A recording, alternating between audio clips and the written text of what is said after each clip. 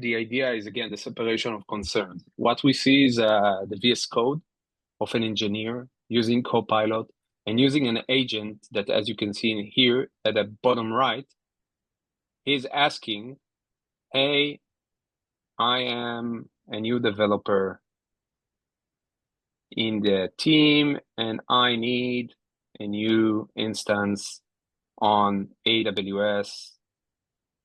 That's it. Now, it was quite broad, right? With a requirement. This is a new developer that looking for a new instance. And this is actually where it gets interesting, because what we do at Bluebricks, we nurture the separation of concern concept. And what you can see is that the agent, we didn't train them. This is, if I'm not mistaken, this is Claude Sonnet 4. And this is actually listing the blueprint or listing and then listing the environments, the available template and the available environments that you created earlier as part of your job as the DevOps team. The idea is that when this is a new dev, you are delegating the decision to understand what is a dev environment to the LLM, because probably if you followed your naming convention, then probably the LLM can understand that. And this is what exactly happening in here.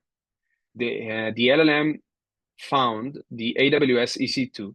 And again, when you say instance, I can say VM, but the LLM is actually making the decision of translating this word to something that is related to the AWS. So it's AWS EC2. From your perspective, you can say, all right, I have a module that I want to set up. This is my AWS EC2 from my perspective as a center of excellence, as the DevOps, and I'll push it, and then the AI make those decisions. And see how simple is that? Like, we didn't train the LLM. This is generic Cloud Sonnet, but the concept of liberating AI and letting them to do that, this is what make it very magical. And we can see in here that this is actually saying that we have an environment, and those are the AWS environments, because maybe you are actually supporting more than AWS. So based on the prompt, the LLM make those decisions and say, listen, if you want to deploy it on AWS environment, those are the options. Choose one. And another thing, I need the properties. I need the name and I need the subnet ID.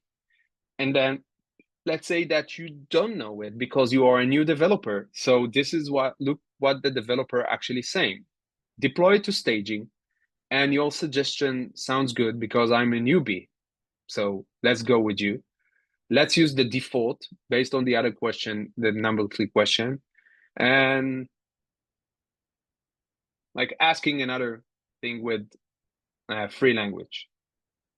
What is the instance, for example, that suits the staging environment? Those are the things that we as humans will say, and will actually, when we think about the developer, they have no idea if this is a T3 small enough for the staging. So once we actually make the values and if we talk about the separation of concern, the values available for the LLM can make those decisions. So they are going to use the staging environment. They will name it according to the naming convention. They will use the default settings, and they will pick the T3 small. We didn't train Claude Sonnet to do that, because he already assuming that if we are part of the AWS, plus you are asking for EC2, plus you are saying that I need something small or something that suits my staging needs, then based on the previous corps and data they have, they can come up with T3 small. If we were playing in the GCP or Azure, that would be the same, because the LLM holds the data. And bottom line, what you can see is actually the installation, because when I approve it, or before, you will see that I'm not approving it yet. Now it's running the installation. It takes a few seconds, and then you can see that it actually generates the outputs. And this is the beautiful part where you can keep the human in the loop, because you can instruct at Bluebricks that you want everyone to approve it or not. So actually automatically, based on the output that you get from the system, the LLM can provide you a deployment summary and saying, you're about to create this, this, and that. This is the configuration. This is the cost impact. This is the security features.